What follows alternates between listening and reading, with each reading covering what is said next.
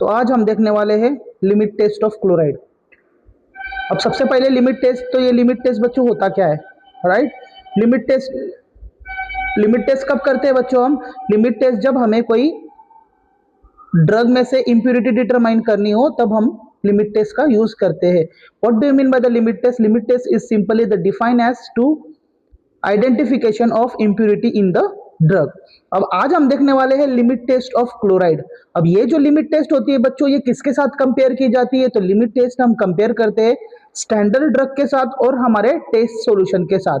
अब इसमें क्या टेस्ट किया जाता है? तो इसके अंदर जो टेस्ट किया जाता है बच्चों, वो टेस्ट किया जाता है turbidity, opalescence, colour as well as the precipitation. अगर स्टैंडर्ड से अगर आपका प्रेसिपिटेशन ज्यादा हुआ टेस्ट के अंदर तो वो हो जाती है आपकी फेल।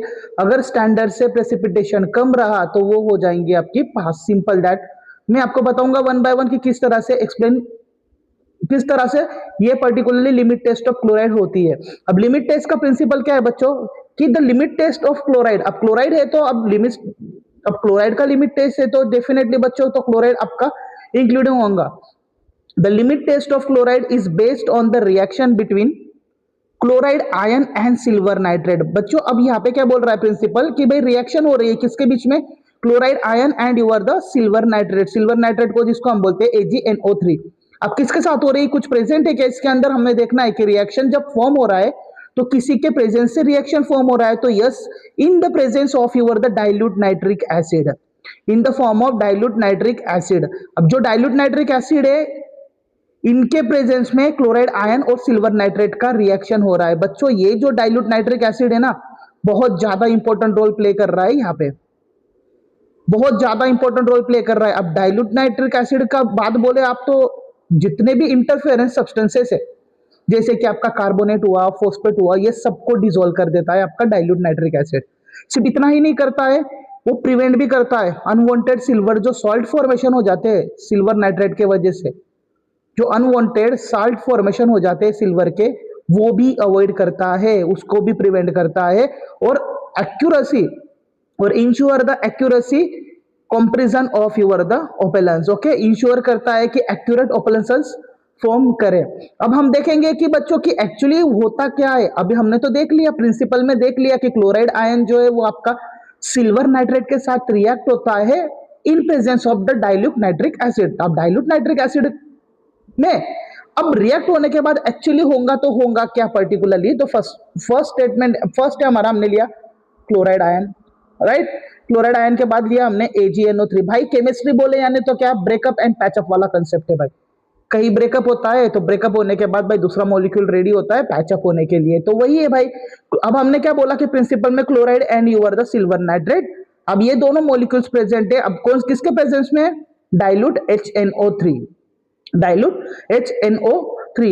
अब यहाँ पे क्या होगा बच्चों कि अब यहाँ पे आपका सिल्वर का जो मॉलिक्यूल्स है वो क्या करेगा कि NO3 को, जो नाइट्रेट मॉलिक्यूल है, नाइट्रेट मॉलिक्यूल के साथ हमारा क्या करेगा? ब्रेकअप कर लेगा। नाइट्रेट मॉलिक्यूल के साथ क्या करेगा?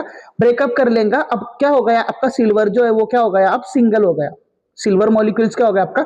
सिंगल हो गया। तो अब उसे मिंगल होना है, तो मिंगल करने के लिए वो क्या करेगा कि क्लोराइड आयन को अपने पास लेगा और क्या फॉर्म कर देगा? Silver chloride. जो पहले ब्रेकअप होके, ब्रोक होके सिल्वर और नाइट्रेट हमारा ब्रेकअप हो गया था, अब सिल्वर ने क्या किया? फिर से फाइंड आउट कर दिया क्लोराइड आयन, और क्लोराइड आयन फाइंड आउट करने के बाद उसने क्या फॉर्मेशन कर दिया? सिल्वर क्लोराइड प्रेसिपिटेशन फॉर्म कर दिया और नाइट्रेट आयन को ऐसे ही छोड़ दिया। नाइट्रेट आयन को ऐसे ही छोड़ दिया, सिंगल छोड़ दिया, और नाइट्रेट आयन हमारा बाहर निकल गया। और उसके बाद जो सिल्वर क्लोराइड है वो क्या फॉर्मेशन कर रहा है बच्चों? प्रेसिपिटेशन फॉर्म कर रहा है, व्हाइट ओपेलेंसेस फॉर्म कर रहा है।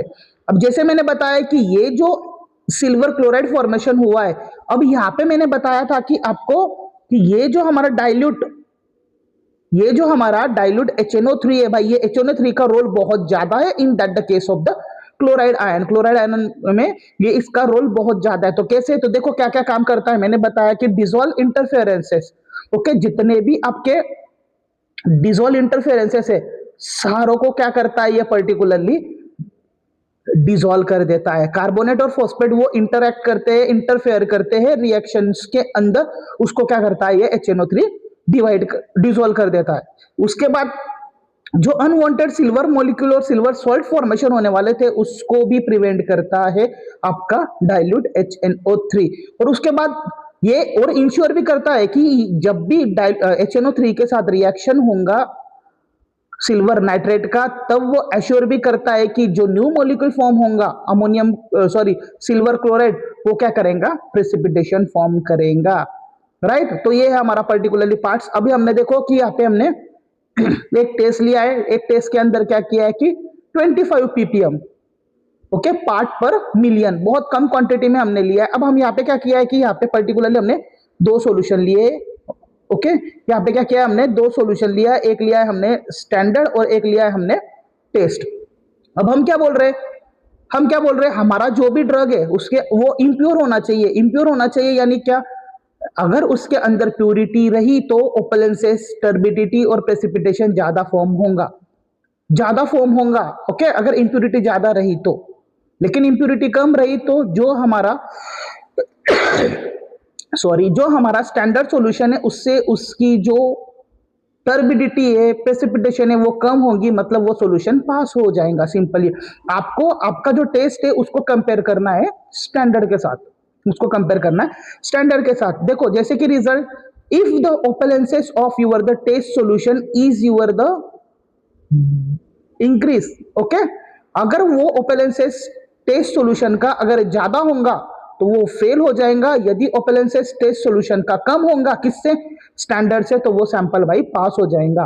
आपको सिंपली आपका जो टेस्ट सॉल्यूशन है वो क्या करना है, आपका जो टेस्ट सॉल्यूशन आप करने वाले हो, एक ही बात ध्यान रखना है कि उसकी जो टर्बिडिटी है, उसकी जो ओपेलेंसेस कलर है, ओपेलेंसेस टेस्ट है पर्टिकुलरली, वो क्या है, स्टैंडर्ड से कम आए। यदि वो कम आई तो आपका पास हो जाएगा, अगर ज्यादा रही स्टैंडर्ड से तो वो सैंपल आपका फेल हो जाएगा। नीचे क्लियरली डिस्कस किया, if the opalescences of the test solutions is the less than the standard means sample is your the pass.